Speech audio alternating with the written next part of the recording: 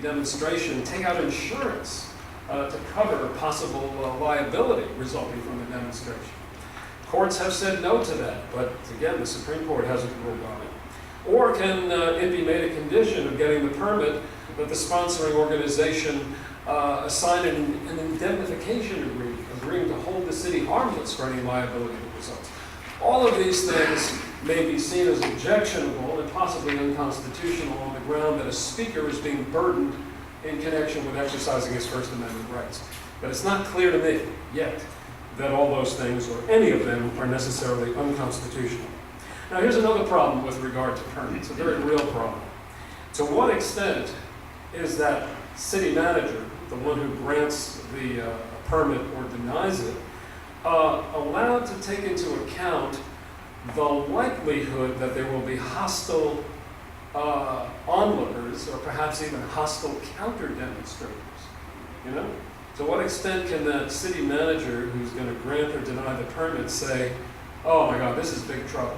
Are you serious? We're going to have white supremacists marching here? We know we're going to have people in this college town, or perhaps anywhere, we know we're going to have people come out who are intensely hostile to these demonstrators. The need for police protection is going to be very serious. And boy, can we just say no? It does not appear that they can just say no. This too is an issue that really hasn't been resolved by the U.S. Supreme Court.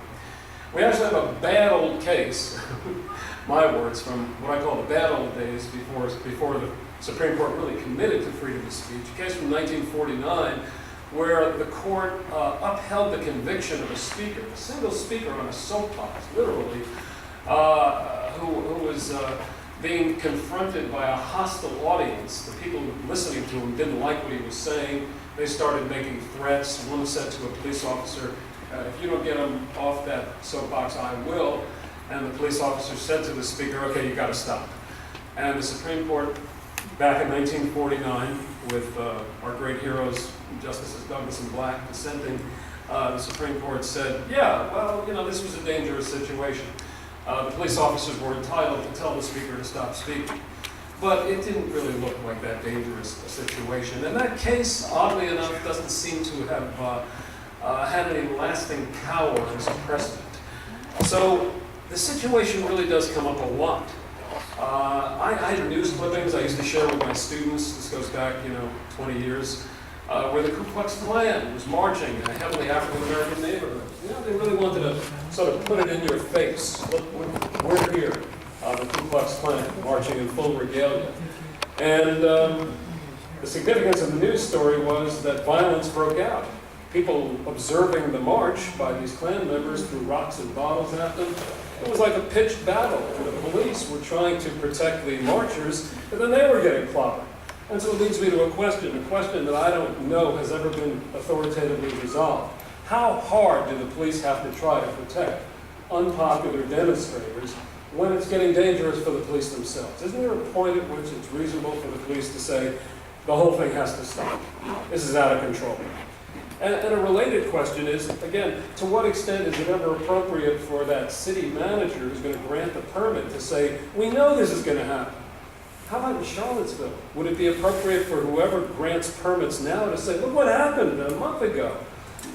You white supremacists want to march here again? No, we're not going through that again. These are challenging questions.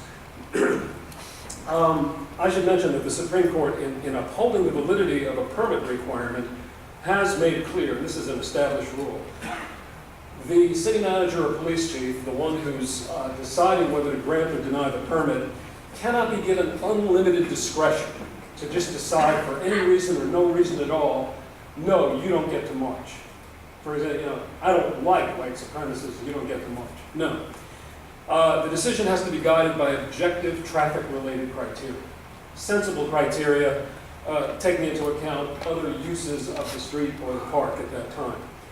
The Supreme Court has also decided a case, this is about 25 years ago, that the amount of money that the demonstrators can be asked to pay for police protection in connection with their demonstration cannot be based on apprehension of hostile counter-demonstrators. Wow, well that's pretty protective, right? Supreme Court saying, like, whatever you charge them for police protection, it can't be based on the fact that you're really expecting a lot of hostility. That almost goes against common sense, you might say. It makes you wonder, can the city authorities take the possibility or likelihood of a hostile confrontation into account at all? Okay. In Charlottesville in August, wasn't it? Two groups were given permits to hold demonstrations at the same time. I gotta wonder, couldn't the second group have been told not today? But at first it was clear that they were the two groups who we may roughly refer to as the white supremacists and those who oppose them were given permits to hold demonstrations fairly close to each other in Charlottesville. Then the city thought, this is not a good idea. We're going to tell the white supremacists, you've got to go about a mile away, somewhere else in a different location. Those white supremacists went to court and got a court order from a federal judge saying, no, you can't do that. You, the city, are treating this group differently based on their point of view, based on the fact that they're going to draw a hostile reaction. This is unacceptable viewpoint discrimination. You can't do it. So we got what we got. These two groups, these two hostile groups demonstrating in close proximity to each other.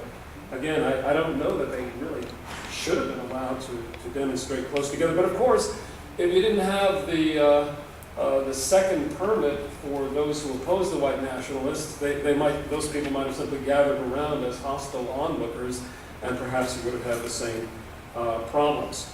Something happened also recently.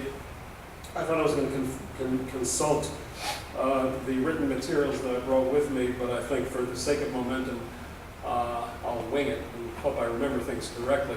Something similar happened at Auburn University a few months ago. Parenthetically, I was amazed to find out that Auburn is a public school. Because if it wasn't a public school, we wouldn't have these issues at all.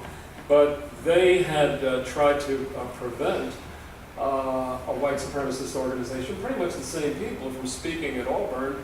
And again, the supremacist group went to court and got a court order saying, no, you gotta let them speak on campus, because otherwise it's viewpoint discrimination. You see, so this notion of viewpoint discrimination, you can see, is a very, very important concept in the context of what I'm talking about. Getting close to a conclusion here, I want to bring in another concept. I told you that streets, sidewalks, and parks are called, in the law of freedom of speech, we call them traditional public forums. The notion that these are the places where, from the beginning of time, people have been expected to engage in expressive activity, and you pretty much have to let them do it, subject to the rules that we're talking about. But there are many kinds of government properties owned or operated by the government, that are not streets, sidewalks, and parks, and which the courts, and the Supreme Court has a lot to say about this, the courts have said government can make certain kinds of property off limits for freedom of speech. The easiest example, and it comes from a Supreme Court case from 40 years ago, is a military case. There were some political candidates, actually one of them was the famous Dr. Spock, if you're old enough, not Mr. Spock, Dr. Spock, who were running for president, and they were speaking and handing out literature at Fort Dix in New Jersey. And then they were told, not here, come on, you gotta leave. We at Fort Dix, an army base, we don't allow any political speech here. And the case worked its way up to the Supreme Court, and the Supreme Court said, that's right. They don't have to allow political speech on a military base. A military base is not open for speech. Those who control the property can restrict its use to its intended purposes. Now that's a dramatic and powerful example, a military base, but there are lots of other places like it. Now, one of the other locations in which the issues that we're talking about have come up recently is the University of Florida. So we just give you the example here of a state university. Again, it seems Auburn was one too, but at the University of Florida, about the same time, or in the wake of the Charlottesville event, some of these folks wanted to speak in an auditorium at the University of Florida, and initially permission was granted. by the powers that be at the University of Florida. But then at some point they said, wait a minute, maybe this isn't such a good idea after all. We've changed our minds. No, you can't. And here again, the speakers prevail with the notion that you're discriminating against us based on viewpoint. But let me link this up. Although I know of no ruling on this point, I don't see why an auditorium on a state university campus should necessarily be equated with a street, sidewalk, or park. I don't see why the powers that be at, say, the University of Florida could have simply said, we don't allow outside speakers to come in here. These facilities are only available to student groups, student organizations. Why not? But apparently they didn't take that approach, and because they were making the auditorium, etc., available even to outside organizations and speakers, they were caught, you see, by this rule that they couldn't then discriminate on the basis of viewpoint. So it may be that some of these universities, well, it's a choice for them to make. If I'm right, and if they could limit the use of the facilities in a way that would exclude some of these outside groups without engaging in viewpoint discrimination, maybe that would be something they would want to do. I don't know. One last point, I'm pretty sure, that just springs off of what I just said. Suppose at the University of Florida, the powers that be would say, well, you know what? Starting today, we are going to close the facilities.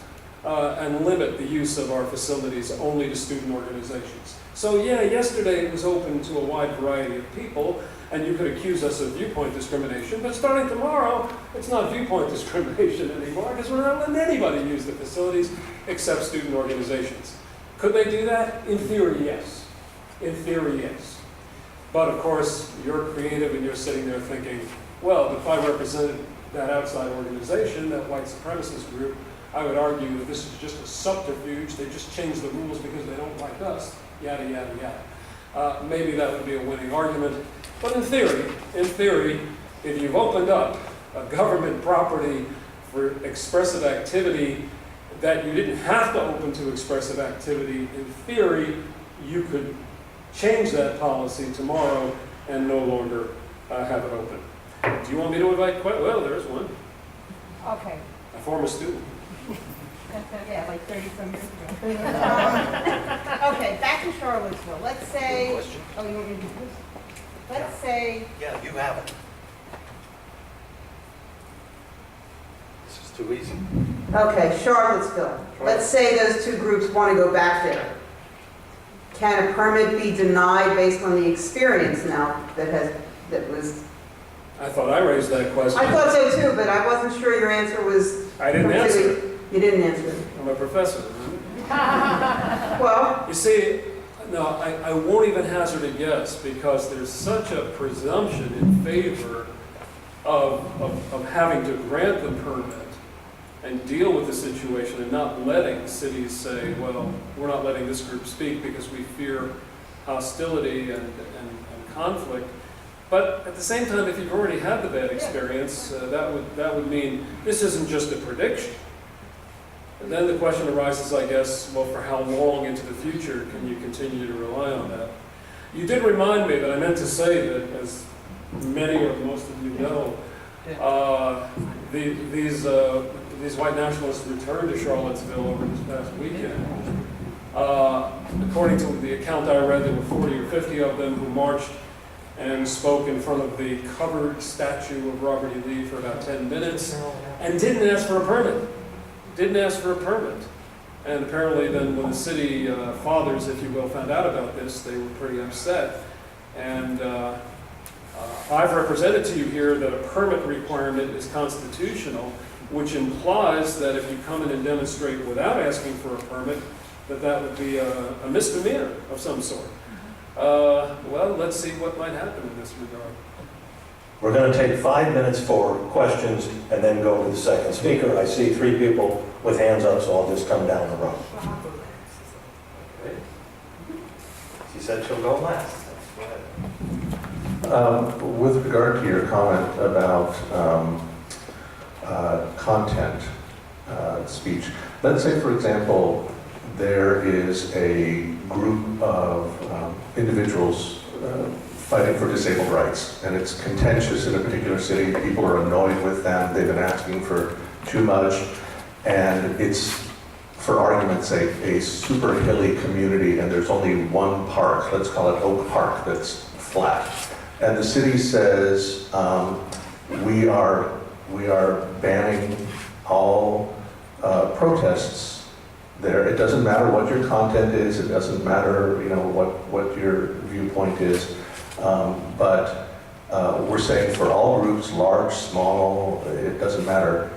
You can't use that park for that purpose, but it's the only accessible park for a majority of the people that are going to be protesting this issue. Would that be another situation where likely it would be viewed as impermissible denial of use of a public space?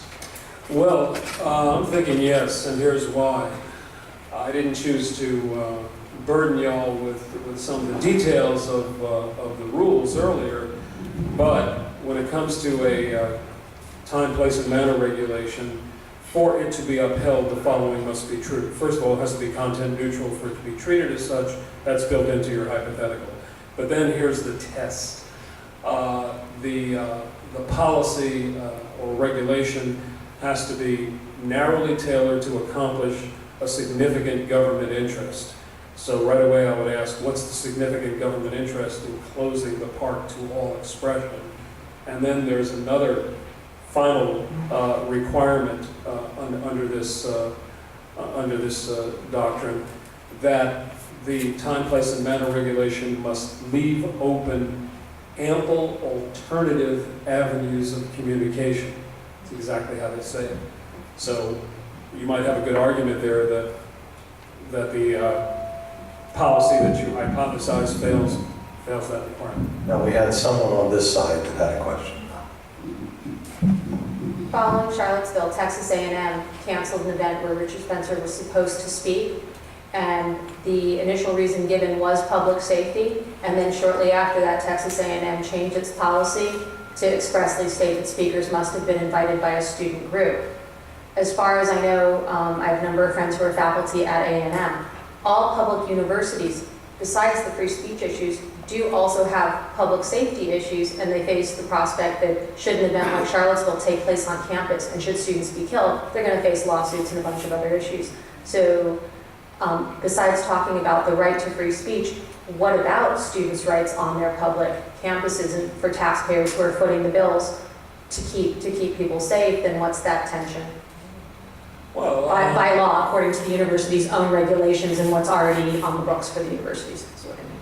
well, I hear your question is mostly a comment giving us additional factual information, but it fits into what I've already suggested. Well, here too, I get to throw another bit of legal theory at you. When a governmentally owned property is not a street, sidewalk, or park, then it is called a non-public forum. This is in contrast to traditional public forum. But you got to be careful here, as I always emphasize to my students, non-public doesn't mean private. It just means this is not a public forum. And again, the government in that situation is at its highest. Its power is at its greatest. The judicial review is at its most minimum. But here's what the court requires, that what the government is doing be simply reasonable. That's the word they use, reasonable, and it can't discriminate on the basis of viewpoint. The concerns that you voice with regard to public safety should satisfy a reasonableness standard. Okay. We're going to take 2 more questions. Hi, first of all, sorry I'm late. I'm not the most reliable videographer, but I am free.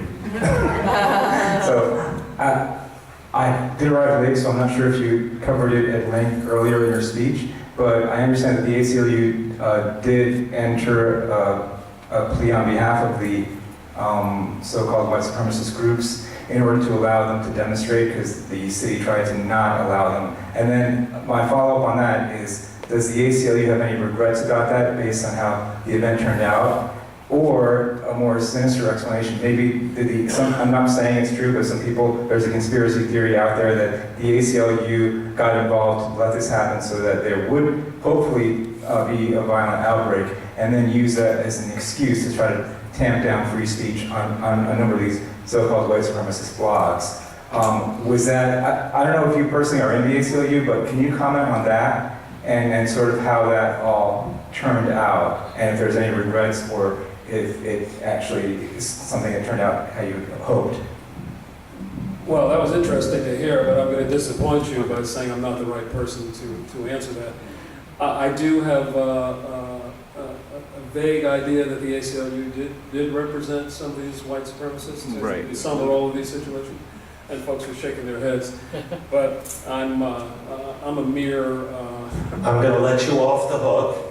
We have the treasurer of the Florida affiliate of the ACLU. Oh, could they answer that question? Who I think is going to answer it. Sure, that'd be because great. The professor was not speaking from an ACLU vantage point. Okay, perfect. Okay, and then we'll get your question. Yeah, I'm Martin Navoa. I'm the state treasurer of the ACLU. I'm on the state board of directors and executive committee. And 3 weeks ago, I was in Denver, Colorado for the ACLU National Biennial Conference, where this was a big topic of discussion. A lot of people were discussing Charlottesville because it had been only a few weeks before. And Anthony Romero, the executive director of the National ACLU, discussed this at length with us. And what was controversial was not simply the ACLU's decision to defend those or participate in the appeal of those who wanted to have a permit to march in Charlottesville, but also subsequent to that, the editorials that appeared that the ACLU wrote trying to clarify our position. And it boils down to this: the ACLU believes in a near absolute right of free speech. We will defend that wherever possible. For those of you who know the history of the ACLU, this harkens back to 1978, when neo-Nazis in Skokie, Illinois, asked for our assistance in getting them a permit to be able to march through a heavily Jewish community. And it turns out that that march never did take place, but our defense of it did. What many people don't know, and Anthony Romero emphasized this in Denver 3 weeks ago, is that one of the conditions for the ACLU representing Richard Spencer and his group was that it would be nonviolent and involve no weapons. And we made it very clear, we had them sign a statement to that effect and say that if it turns out that anyone was going to march armed and that there was a potential for danger to come from that or someone to be injured, etc., they could count us out on ever helping them again. So it was actually conditional representation. So are we now done? We're running late, but I'm going to let Lenore ask the question, ask it real quickly and get a quick answer. And I'm going to get back to you. Okay, so now, as it relates to when you say traditional open forums, traditional protected forums. So with that same speech now because of the Housing Protection Act of 1964, now that form has changed to an HOA interview for prospective buyer, and now what was okay in that open forum is now not okay, and now I can sue for discrimination if I'm turned down based upon my race, sex, sexual orientation, etc. Secondly, as it relates to what occurred in Charlottesville, it is historical. The Klan is as American and traditional as apple pie. People get offended when I say that, but it is what it is. So everybody knows that when they come to march, that they are a hate group, that they come packing. They come very, very verbally abusive. They say what they want to say about people of ethnicity, Jews, and whatever. So I don't understand when you say that there was a clause saying that we will protect you if you don't carry guns. I know they carry guns. Everybody knows they carry guns. That's their tradition. That's who they are. I believe that they, like every other American, have a right to say whatever they want to say, and whatever they say is protected under the First Amendment, because whatever I want to say as a person of ethnicity, as a woman, I'm going to say it, and I expect the same protection. Lastly, sir, my question is regarding the 13th Amendment and mass incarceration. I want to know if there is any association, does mass incarceration have anything to do, does it get its inception or its protection from the 13th Amendment? Was your only question the last question? I'm serious, I was having trouble defining a question from your first couple of comments. Well, I'll defer to the moderator. The answer is an easy no to your last question. I mean, being in prison is not regarded as slavery. So the 13th Amendment abolishes slavery. And I've never heard any suggestion at the judicial level that, I don't know that the matter's ever been brought up, that imprisonment equals slavery. Thank you, Professor.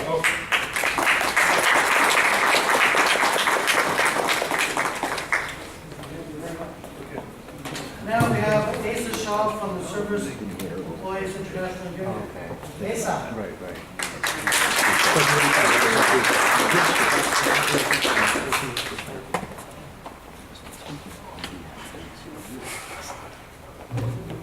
Alright, so I'm going to do mine really quick because I want to get Carlos up here to tell you all about Hollywood and the stuff they've been doing. But really quickly, who in here believes that the Civil War was fought for state rights?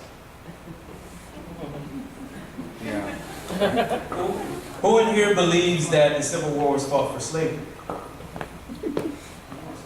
Well, either question is correct, right? So the Civil War was fought for state rights. The state's right to enslave my people and my ancestors, and mutilate them, rape them, beat them, experiment on them, and do all of those things, right? So these people aren't wrong when they say states' rights, right? That's what they wanted. They believed that they had the right to do those specific things, right? When people use states' rights, it's really a red herring. It's something that they use to lead people away from the true nature of white supremacy, right? They use it to make white supremacy more palatable, right? And this is a common trait among white supremacists that they've done, right? If you take Reagan and Nixon's war on drugs, if you take their talking about welfare queens, if you take them nowadays when they call black folks in the street thugs, right? All of these ways are coded languages and a strict denialism that white supremacy uses to make itself, to endear itself to white liberal America, right? Very centrist America, which is the majority of the United States, right? And even if you look at some of the books nowadays that they're teaching kids, I read one recently where they said that colonizers from Europe bring their African friends over to the United States to help them farm. It's like, what are you saying? Like, and you say these things because you want to make it sound better, because you're ashamed of what you did, right? And so these things are red herrings, right? So I don't want to belabor the point because it seems like you all understand that the Confederacy was created to keep people enslaved and to prop up that institution, right? But the freedom of speech thing is a real point of contention, and it is really a quagmire right now for a lot of folks. And a lot of the things that the brother brought up was really good, because I don't know the answer to a lot of these things.